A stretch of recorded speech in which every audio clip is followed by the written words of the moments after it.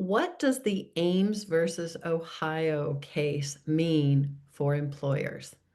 Some of you might not even be aware that the Supreme Court of the United States had this decision in June regarding what some people called reverse discrimination. But I'm going to talk to you a little bit more about that and what it's going to mean for you as an employer.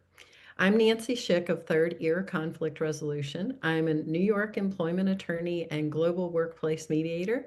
And I've been talking to a lot of attorneys and leaders of various businesses about how this case is going to impact workplaces. If you are a lawyer, I will put a link down in the notes to the video on my YouTube channel for the Law Line course that I taught specifically for you on this topic.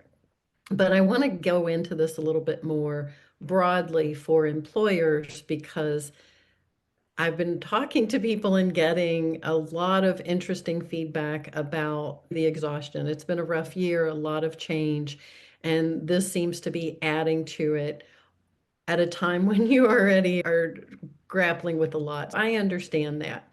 I'm going to try to make this as simple for you as possible. First of all, the Ames case that dealt with what we've often known. I don't like the term. That's why you see me hesitating. I don't like the reverse discrimination. And the Supreme Court apparently doesn't like it either because they, in a unanimous decision, said it's either discrimination or it's not. That's the first thing you need to know is anytime there is a different standard being applied to some groups versus others, you're going to have a problem as an employer. What does that mean tactically? It means you need to be looking at your various policies and not just the policies, but how they're being implemented.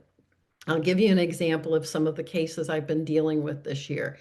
It's where certain group identities were given almost a priority over others. Let's say a woman complained, maybe her case was being taken more seriously than a male or someone who did not identify as male or female. If you're going to apply a different process for investigating, you're going to be in trouble.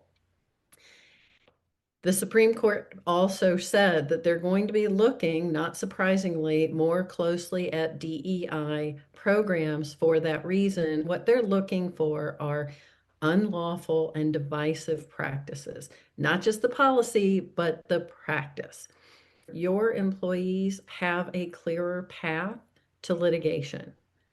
So there hasn't really been a change in the law. We're applying the law differently. We're opening the opportunity for employees to report, similar to what we've done in a lot of other areas, make it easier for them to report unlawful conduct in workplaces. That's what we're looking for. It really is not that much different than what we've seen with NLRB rules and the application of them, the way we've been applying non-competition scrutiny on those clauses. What we're looking for is what is going on at the employee level, at the individual, not at the group. If you're confused about this, you're not alone, and that's why I'm continuing to do the DEI for Real series, addressing a lot of these issues. I'll put a link in the notes as well for that particular program.